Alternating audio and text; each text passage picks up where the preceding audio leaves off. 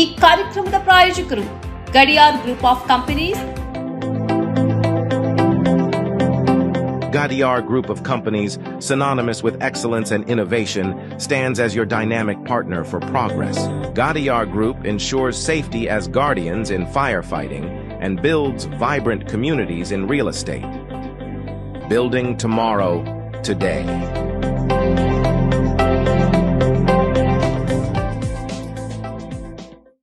Kudukoli petrol pump Perla ವಿಶ್ವಾಸಾರ್ಹ ಸೇವೆಗೆ ಅಬ್ದುಲ್ಲಾ ಮಧುಮೂಲೆ ಸಾರಥ್ಯದ ಪೆರ್ಲಾ ಕುಡುಕೋಳಿ ಪಂಪ್ಗೆ ಭೇಟಿ ನೀಡಿ. ರಾಜ್ಯ ಹೆದ್ದಾರಿ 64ರಲ್ಲಿ ನಿಮಗಾಗಿ ಕಾಯುತ್ತಿದೆ.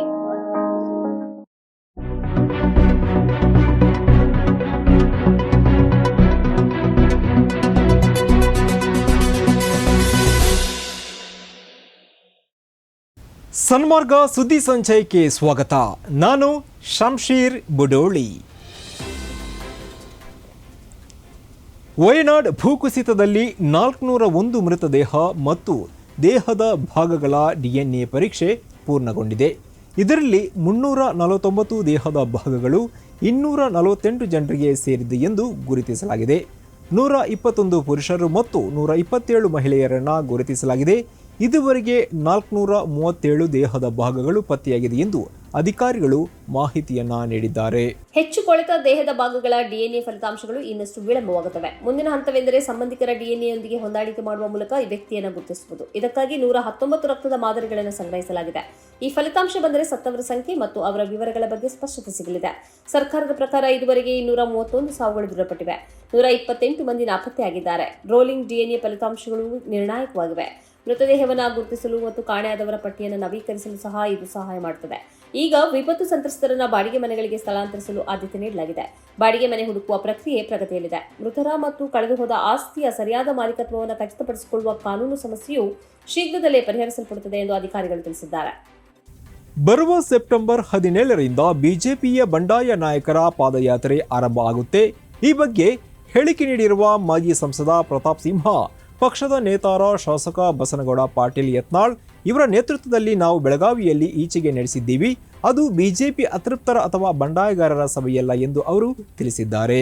ಮೈಸೂರಿನಲ್ಲಿ ಸುದ್ದಿಗಾರರ ಜೊತೆ ಮಾತನಾಡಿದ ಮಾಜಿ ಸಂಸದ ಪ್ರತಾಪ್ ಸಿಂಹ, ಕರ್ನಾಟಕ ಮಹರ್ಷಿ ವಾಲ್ಮೀಕಿ ಪರಿಶಿಷ್ಟ ಪಂಗಡಗಳ ಅಭಿವೃದ್ಧಿ ನಿಗಮ ಹಗರಣವನ್ನು ಖಂಡಿಸಿ ಸೆಪ್ಟೆಂಬರ್ 17ರಿಂದ ಪಾದಯಾತ್ರೆಗೆ ನಿರ್ಧರಿಸಿದ್ದೇವೆ.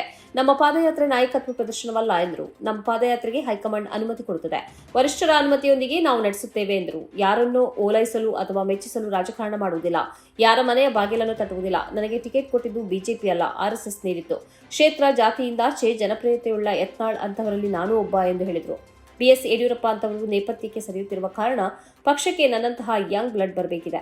ಹೀಗಾಗಿ ನನ್ನನ್ನು ರಾಜ್ಯದಲ್ಲೇ ಉಳಿಸಿದ್ದಾರೆ. ನಾನು ರಾಜ್ಯ ರಾಜಕಾರಣದಲ್ಲಿ ಸಕ್ರಿಯವಾಗಿ ಇರುವೆ ಎಂದು ಹೇಳಿದರು. ಬಿಜೆಪಿ ರಾಜ್ಯಾಧ್ಯಕ್ಷ BY ವಿಜಯೇಂದ್ರ ಇವರ ರಾಜೀನಾಮೆಗೆ ಬಿಜೆಪಿ ಶಾಸಕರಿಂದಲೇ ಒತ್ತಾಯ ವ್ಯಕ್ತವಾಗಿರುವ ವಿಚಾರ ಈಗಾಗಲೇ ಬಿಜೆಪಿ ಪಕ್ಷದ ಒಳಗಡೆ ಬಹಳ ಚರ್ಚೆ ಆಗ್ತಾ ಇದೆ. ಶಾಸಕರ ಹೇಳಿಕೆಯನ್ನ ಕೇಂದ್ರದ ನಾಯಕರು ಗಮನಿಸ್ತಾ ಇದ್ದಾರೆ.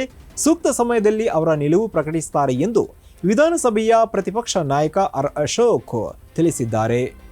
ಬಿಜೆಪಿಯ ಭಿನ್ನಮತಕ್ಕೆ ಸಂಬಂಧಿಸಿದಂತೆ ಬೆಂಗಳೂರಿನಲ್ಲಿ ಸುದ್ದಿಗಾರರ ಜೊತೆ ಪ್ರತಿಕ್ರಿಯಿಸಿದ ನಾನು ಸಹ ಸಮಯ ನೋಡಿ ದೆಹಲಿ ನಾಯಕರ ಭೇಟಿಯಾಗುತ್ತೇನೆ. ಈ ಎಲ್ಲಾ ಬೆಳವಣಿಗೆಯನ್ನು ಕೇಂದ್ರದ ನಾಯಕರ ಗಮನಕ್ಕೆ ತರುತ್ತೇನೆ ಎಂದರು. ಬಳ್ಳಾರಿ ಪಾದಯಾತ್ರೆಗೆ ಕೇಂದ್ರದ ನಾಯಕರು ಒಪ್ಪಿಗೆ ನೀಡಿದರೆ ನಾವು ಕೂಡ ಅದರಲ್ಲಿ ಭಾಗವಹಿಸುತ್ತೇವೆ. ಸಣ್ಣ ಪುಟ್ಟ ವ್ಯತ್ಯಾಸ ಇರುವುದು ನನ್ನ ಗಮನಕ್ಕೂ ಬಂದಿದೆ. ಬಸನಗೌಡ ಪಾಟೀಲ್ ಯತ್ನಾಳ್, ರಮೇಶ್ ಜಾರಕಿಹೊಳಿ ಮೊದಲಾದವರನ್ನ ಕೇಂದ್ರದ ನಾಯಕರು ಕರೆಸಿ ಈ ಹಿಂದೆಯೂ ಚರ್ಚೆ ಮಾಡಿದ್ದಾರೆ. ಈ ಭಿನ್ನಾಭಿಪ್ರಾಯ ಬಿಟ್ಟು ಒಟ್ಟಾಗಿ ವಿರೋಧ ಪಕ್ಷವಾಗಿ ನಮ್ಮ ಕರ್ತವ್ಯ ಮಾಡುತ್ತೇವೆ. ಜನರು ಕೂಡ ನಮ್ಮಿಂದ ಅದನ್ನೇ ನಿರೀಕ್ಷೆ ಮಾಡ್ತಾರೆ ಎಂದು ತಿಳಿಸಿದರು. ನಾನು ಅವರನ್ನ ಹೇಗೆ ಕರೆಯಬೇಕು? ಇಸ್ಲಾಮಿಕ್ ಜಿಹಾದಿಗಳು ಎಂದು ಕರೆಯಬೇಕು ಅಥವಾ ಮೃಗಗಳು ಎಂದು ಕರೆಯಬೇಕು?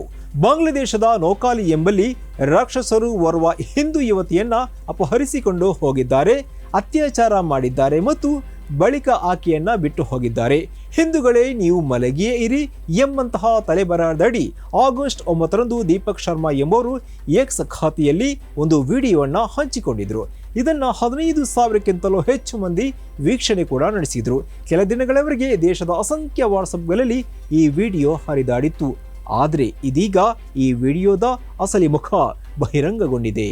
ಆದರೆ ಇದು ಸುಳ್ಳು ಸುದ್ದಿ ಎಂದು ಫ್ಯಾಕ್ಟ್ನಲ್ಲಿ ಬಹಿರಂಗವಾಗಿದೆ. ಬಾಂಗ್ಲಾದೇಶದ ಬಿಡಿ ನ್ಯೂಸ್ 24 ಈ ಕುರಿತಂತೆ ಸುದ್ದಿಯನ್ನು ಪ್ರಕಟಿಸಿದ್ದು ಅದನ್ನು ಫ್ಯಾಕ್ಟ್ ಚೆಕ್ ಮಾಡುವ ಆಲ್ಟ್ ನ್ಯೂಸ್ ಮರುಪ್ರಕಟಿಸಿದೆ.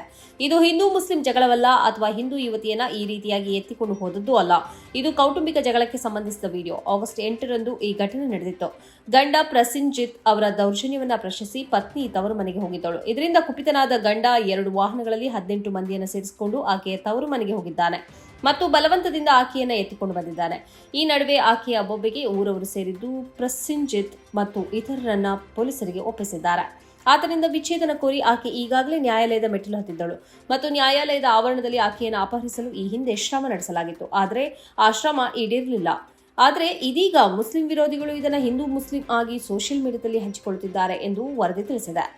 ಲಡಾಖ್ನ ಪ್ಯಾಂಗಾಂಗ್ ಸರೋವರದ ಸಮೀಪದಲ್ಲಿ ಚೀನಾ ಭೂಮಿಯನ್ನ ಅಗೆಯುತ್ತಿದೆ ಎಂದು ಅಮೆರಿಕ ಉಪಗ್ರಹಗಳಿಂದ ಸೆರೆ ಹಿಡಿದ ಚಿತ್ರಗಳನ್ನು ರಿಲೀಸ್ ಮಾಡಿದೆ. ಈ ಚಿತ್ರಗಳು ಬಿಡುಗಡೆಯಾಗಿ 36 ದಿನ ಆಗಿದೆ. ಆದರೆ ಕೇಂದ್ರ ಸರ್ಕಾರ ಈ ಬಗ್ಗೆ ಯಾವುದೇ ಪ್ರತಿಕ್ರಿಯೆ ನೀಡಿಲ್ಲ, ಯಾವುದೇ ಕ್ರಮಗಳನ್ನು ತೆಗೆದುಕೊಂಡಿಲ್ಲ. ಇನ್ನು ಪ್ರಧಾನಿ ಮೋದಿ ಅವರು ಯಾಕೆ ಮೌನವಾಗಿದ್ದಾರೆ ಎಂದು ಬಿಜೆಪಿ ನಾಯಕ ಸುಬ್ರಮಣ್ಯನ್ ಸ್ವಾಮಿ ಪ್ರಶ್ನೆ ಮಾಡಿದ್ದಾರೆ. ಜಮ್ಮು ಮತ್ತು ಕಾಶ್ಮೀರಕ್ಕೆ ವಿಶೇಷ ಸ್ಥಾನಮಾನ ನೀಡಿದ್ದ ಆರ್ಟಿಕಲ್ 370 ರದ್ದುಗೊಳಿಸಿದ ಬಳಿಕ ಲಡಾಖ್ನ ಕೇಂದ್ರಾಡಳಿತ ಪ್ರದೇಶವನ್ನಾಗಿ ಮೋದಿ ಸರ್ಕಾರ ಘೋಷಿಸಿದೆ. ಲಡಾಖ್ ಈಗ ಮೋದಿ ಸರ್ಕಾರದ ನೇರ ಆಳ್ವಿಕೆಯಲ್ಲಿದೆ. ಅಲ್ಲಿನ ಪೂರ್ವ ಲಡಾಖ್ನ ಪ್ಯಾಂಗಾಂಗ್ ಸರೋವರದ ಸುತ್ತಲಿನ ಪ್ರದೇಶದಲ್ಲಿ ಚೀನಾ ಸೇನೆ ದೀರ್ಘಾವಧಿಗಾಗಿ ಆಯುಧಗಳು ಮತ್ತು ಇಂಧನವನ್ನು ಸಂಗ್ರಹಿಸಲು ಭೂಗತ ಬಂಕರ್ಗಳನ್ನು ನಿರ್ಮಿಸಿದೆ. ಈ ಪ್ರದೇಶದ ಭಾರತದ ಪ್ರಮುಖ ಸೇನಾ ನೆಲೆಯಲ್ಲಿ ಶಸ್ತ್ರಸಜ್ಜಿತ ವಾಹನಗಳಿಗೆ ಗಟ್ಟಿಯಾದ ಆಶ್ರಯಗಳನ್ನು ಚೀನಾ ನಿರ್ಮಿಸಿಕೊಂಡಿದೆ ಎಂದು ಉಪಗ್ರಹ ಚಿತ್ರಗಳು ತೋರಿಸಿವೆ. ಬ್ಲಾಕ್ ಸ್ಕೈ ಒದಗಿಸಿದ ಚಿತ್ರಗಳ ಪ್ರಕಾರ ಮೇ 30ರಂದು ಸೆರೆ ಹಿಡಿಯಲಾದ ಒಂದು ಚಿತ್ರವು ದೊಡ್ಡ ಭೂಗತ ಬಂಕರ್ಗೆ 8 ಇಳಿಜಾರಾದ ಪ್ರವೇಶ ದ್ವಾರಗಳನ್ನು ಸ್ಪಷ್ಟವಾಗಿ ತೋರಿಸುತ್ತದೆ. ಇನ್ನೊಂದು ಸಣ್ಣ ಬಂಕರ್ 5 ಪ್ರವೇಶ ದ್ವಾರಗಳನ್ನು ಹೊಂದಿದೆ. 2021-22ರ ಅವಧಿಯಲ್ಲಿ ಭೂಗತ ಬಂಕರ್ಗಳನ್ನು ಚೀನಾ ನಿರ್ಮಿಸಿದೆ. ಅಲ್ಲಿ ಆಯುಧ ವ್ಯವಸ್ಥೆಗಳು, ಇಂಧನ ಅಥವಾ ಇತರ ವಸ್ತುಗಳನ್ನು ಸಂಗ್ರಹಿಸಲು ಬಳಸಬಹುದಾಗಿದೆ. 2020ರಲ್ಲಿ ಬಿಕ್ಕಟ್ಟು ಪ್ರಾರಂಭವಾದ ಬಳಿಕ ಭಾರತವು ಚೀನಾ ಗಡಿಯುದ್ದಕ್ಕೂ ಸೇನೆಯ ಸಾಮರ್ಥ್ಯವನ್ನು ಹೆಚ್ಚಿಸುತ್ತಿರುವುದಾಗಿ ಕೇಂದ್ರ ಸರ್ಕಾರ ಹೇಳಿಕೊಂಡಿದೆ. ಇಸ್ಲಾಂ ಮೂಲಭೂತವಾಗಿ ಒಂದು ಸ್ವಾತಂತ್ರ್ಯ ಚಳವಳಿಯಾಗಿದೆ. ದೌರ್ಜನ್ಯಕ್ಕೆ ಒಳಗಾದ ಜನರನ್ನ ವಿಮೋಚನೆ ಮಾಡುವುದೇ ಇಸ್ಲಾಂ ಧರ್ಮದ ಉದ್ದೇಶ ಎಂದು ಜಮಾಅತೆ ಇಸ್ಲಾಮಿ ಹಿಂದ್ ರಾಷ್ಟ್ರೀಯ ಉಪಾಧ್ಯಕ್ಷ ಸಲೀಂ ಇಂಜಿನಿಯರ್ ಹೇಳಿದ್ದಾರೆ. ಆಧುನಿಕ ಭಾರತ ಮತ್ತು ಸ್ವಾತಂತ್ರ್ಯ ಚಳವಳಿಯಲ್ಲಿ ಮುಸ್ಲಿಮರ ಪಾತ್ರ ಎಂಬ ವಿಷಯದ ಮೇಲೆ ನಡೆದಂತಹ ಸೆಮಿನಾರ್ನಲ್ಲಿ ಭಾಗವಹಿಸಿ ಅವರು ಮಾತನಾಡಿದರು. ಎಲ್ಲ ರೀತಿಯ ದೌರ್ಜನ್ಯ, ಪೀಡನೆ, ಬಲವಂತ ಮತ್ತು ಕೆಡುಕುಗಳಿಂದ ಮನುಷ್ಯರನ್ನ ವಿಮೋಚನೆಗೊಳಿಸುವುದೇ ಇಸ್ಲಾಮಿನ ಮೂಲ ಉದ್ದೇಶ. ಮನುಷ್ಯರಿಗೆ ಅವರ ಹಕ್ಕುಗಳನ್ನು ಒದಗಿಸುವ ವಿಷಯದಲ್ಲಿ ಇಸ್ಲಾಂ ಅತ್ಯಂತ ಮುಂಚೂಣಿಯಲ್ಲಿದೆ ಮತ್ತು ಅವರನ್ನ ಪ್ರಬಲರನ್ನಾಗಿಸುವ ದಿಶೆಯಲ್ಲಿ ಇತಿಹಾಸದುದ್ದಕ್ಕೂ ಹೋರಾಟ ಮಾಡುತ್ತಾ ಬಂದಿದೆ ಎಂದು ಅವರು ಹೇಳಿದ್ದಾರೆ.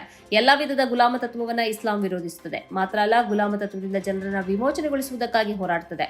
ಇಸ್ಲಾಂ ವ್ಯಕ್ತಿ ಸ್ವಾತಂತ್ರ್ಯ, ವಿಚಾರ ಸ್ವಾತಂತ್ರ್ಯ ಮತ್ತು ಅಭಿಪ್ರಾಯ ಸ್ವಾತಂತ್ರ್ಯವನ್ನು ಎತ್ತಿ ಹಿಡಿದ ಧರ್ಮವಾಗಿದೆ ಎಂದು ಅವರು ಹೇಳಿದ್ದಾರೆ. ಮುಂದಿನ ವರ್ಷ 1.5 ಕೋಟಿ ಮಂದಿಗೆ ಉಮ್ರಾ ನಿರ್ವಹಿಸಲು ಬೇಕಾದ ಸೌಲಭ್ಯವನ್ನು ಒದಗಿಸಲಾಗುವುದು ಎಂದು ಸೌದಿ ಅರೇಬಿಯಾ ಮಾಹಿತಿ ನೀಡಿದೆ. Guest of God service programme ಎಂಬ ಹೆಸರಲ್ಲಿ ಈ ಹೊಸ ಯೋಜನೆಯನ್ನ ತಯಾರು ಮಾಡಲಾಗಿದೆ. ಇದರಿಂದ ಉಮ್ರಾ ನಿರ್ವಹಣೆ ಸುಲಭ ಆಗುತ್ತೆ. ಅಲ್ಲದೆ ಭಾರಿ ಸಂಖ್ಯೆಯಲ್ಲಿ ಉಮ್ರಾ ಯಾತ್ರಿಗಳನ್ನ ಮಕ್ಕಾಗೆ ಸ್ವಾಗತಿಸಲು ಅನುಕೂಲತೆ ಒದಗಿಸಲಿದೆ ಎಂದು ಸೌದಿ ಅರೇಬಿಯಾ ತಿಳಿಸಿದೆ. ಯಾತ್ರಾರ್ಥಿಗಳಿಗೆ ಬೇಕಾದ ಸೌಲಭ್ಯವನ್ನು ಒದಗಿಸುವುದು ಮತ್ತು ಅವರ ಯಾತ್ರೆಯನ್ನು ಸುಖಮಯಗೊಳಿಸುವುದು ಈ ಯೋಜನೆಯಲ್ಲಿ ಸೇರಿದೆ. ಹಾಗೆಯೇ ಪ್ರತಿಯೊಂದನ್ನು ಡಿಜಿಟಲೈಸ್ ಮಾಡಿ ಮಕ್ಕಾಕ್ಕೆ ಬರಬಯಸುವ ಯಾತ್ರಿಕರಿಗೆ ಪ್ರತಿಯೊಂದನ್ನು ಸುಲಭಗೊಳಿಸುವುದು ಕೂಡ ಈ ಯೋಜನೆಯ ಭಾಗವಾಗಿದೆ. 2030ರ ವೇಳೆಗೆ 3 ಕೋಟಿ ಉಮ್ರಾ ಯಾತ್ರಾರ್ಥಿಕರಿಗೆ ಅವಕಾಶ ಮಾಡಿಕೊಡುವ ಉದ್ದೇಶ ಕೂಡ ಈ ಯೋಜನೆಯಲ್ಲಿ ಇದೆ. ಮುಂದಿನ 3 ವರ್ಷಗಳಲ್ಲಿ ಈ ಯೋಜನೆಯಂತೆ ಯಾತ್ರಾರ್ಥಿಗಳನ್ನು ಸ್ವಾಗತಿಸುವುದಕ್ಕೆ ಬೇಕಾದ ತಯಾರಿ ನಡೆಯುತ್ತಿದೆ. ಪ್ರತಿ ವರ್ಷ 3 ಕೋಟಿಯಂತೆ ಯಾತ್ರಿಗಳನ್ನು ಸೌದಿ ಅರೇಬಿಯಾಕ್ಕೆ ಬರಮಾಡಿಕೊಳ್ಳುವ ಉದ್ದೇಶ ಯೋಜನೆಯಲ್ಲಿದೆ. ತಾನು ಬದುಕುವುದೇ ಅಸಾಧ್ಯ ಎಂದು ನಂಬಿಕೊಂಡಿದ್ದ ಆ 42 ವರ್ಷದ ನೂರಾ ಎಂಬ ಮಹಿಳೆ ಪವಾಡ ಸದೃಶವಾಗಿ ಬದುಕುಳಿದಿದ್ದಾರೆ. ಯುಎಇನಲ್ಲಿ ವಾಸಿಸ್ತಾ ಇರುವ ಇಂಡೋನೇಷ್ಯಾದ ಈ ನೂರಾ ಎಂಬುವರನ್ನ ಆಪರೇಷನ್ ಮೂಲಕ ವೈದ್ಯರು ಬದುಕುಳಿಸಿದ್ದಾರೆ. ಪೂರ್ಣ ಆರೋಗ್ಯವಂತೆಯಾಗಿದ್ದ ಇಂಡೋನೇಷ್ಯಾದ ಈ ನೂರಾರಿಗೆ ಸೆರೋ ನೆಗೆಟಿವ್ ಹೆಪಟೈಟಿಸ್ ಕಾರಣದಿಂದ ಉಂಟಾದ ಅಸೌಖ್ಯವು ತಕ್ಷಣ ಕರುಳಿನ ಚಟುವಟಿಕೆಯನ್ನು ನಿಲ್ಲಿಸಿತು. 48 ಗಂಟೆಯಿಂದ 72 ಗಂಟೆಯ ಒಳಗೆ ಕರುಳನ್ನು ತೆರವುಗೊಳಿಸುವುದೇ ಇದಕ್ಕಿರುವ ಪರಿಹಾರವಾಗಿತ್ತು. ತಕ್ಷಣ ಅವಯವ ದಾನ ಮಾಡುವವರ ಕುರಿತಂತೆ ಪತ್ತೆ ಹಚ್ಚಲು ಯುಎಇ ಉದ್ದಕ್ಕೂ ವೈದ್ಯರು ಸೂಚನೆ ನೀಡಿದರು. ಆದರೆ ಇದು ಫಲ ನೀಡಲಿಲ್ಲ. ಈ ನಡುವೆ ಜೆಸಿಸಿ ರಾಷ್ಟ್ರಗಳ ಉದ್ದಕ್ಕೂ ಇಂತಹದೊಂದು ಅವಯವ ದಾನ ಸಾಧ್ಯವೇ ಅನ್ನುವ ಕುರಿತು ಸರ್ಕಾರವೇ ಸರ್ಚ್ ನಡೆಸಿತು. ಇದು ಫಲ ನೀಡಿತು ಮತ್ತು ಕರುಳು ಸಿಗುವ ಬಗ್ಗೆ ಮಾಹಿತಿ ಲಭ್ಯವಾಯಿತು. ಈ ಕಾರಣದಿಂದ ಡಾಕ್ಟರ್ ರೆಹಾನ್ ಸೈಫಿ ನೇತೃತ್ವದಲ್ಲಿ ವೈದ್ಯರ ತಂಡ ಶಸ್ತ್ರಕ್ರಿಯೆಗೆ ಸಜ್ಜಾಯಿತು. ಈ ನಡುವೆ ತುರ್ತಾಗಿ ಕುವೈಟ್ಗೆ ಹೋಗಿ ಕರುಳನ್ನು ತರುವುದಕ್ಕೆ ಸರ್ಕಾರವು ವಿಶೇಷ ಜೆಟ್ ವಿಮಾನವನ್ನು ವ್ಯವಸ್ಥೆ ಮಾಡಿತು. ಕರುಳನ್ನು ಯುಎಇಗೆ ತರುವ ಸಂದರ್ಭದಲ್ಲಿ ಬಿಎಂಎಸ್ ಆಸ್ಪತ್ರೆಯಲ್ಲಿ 100 ಶಸ್ತ್ರಚಿಕಿತ್ಸೆಗೆ ಸಂಪೂರ್ಣವಾಗಿ ಸಿದ್ಧವಾಗಿದ್ದರು. ಆ ಬಳಿಕ ನಡೆದ 14 ಗಂಟೆಗಳ ದೀರ್ಘ ಶಸ್ತ್ರಕ್ರಿಯೆಯಲ್ಲಿ ನೂರಾರಿಗೆ ಯಶಸ್ವಿಯಾಗಿ ಕರುಳನ್ನು ಜೋಡಿಸಲಾಯಿತು. ಕಾಯಿಲೆಯನ್ನು ತಕ್ಷಣ ಅರಿತು ಅದಕ್ಕೆ ಅಷ್ಟೇ ತೀವ್ರವಾಗಿ ಸ್ಪಂದಿಸಿದ ವೈದ್ಯರಿಗೆ ಯುಎಇ ಅಭಿನಂದನೆ ಸಲ್ಲಿಸಿದೆ. ಇದುವೇ ಈ ಹೊತ್ತಿನ ಸನ್ಮಾರ್ಗ ಸುದ್ದಿ ಸಂಚಯ. ನಿರಂತರವಾಗಿ ನೋಡ್ತಾ ಇರಿ ಸನ್ಮಾರ್ಗ ನ್ಯೂಸ್. ಸುದ್ದಿಗಳ ಸಂತೆಯಲ್ಲಿ ಸತ್ಯದ ಮೊಂಬತ್ತಿ.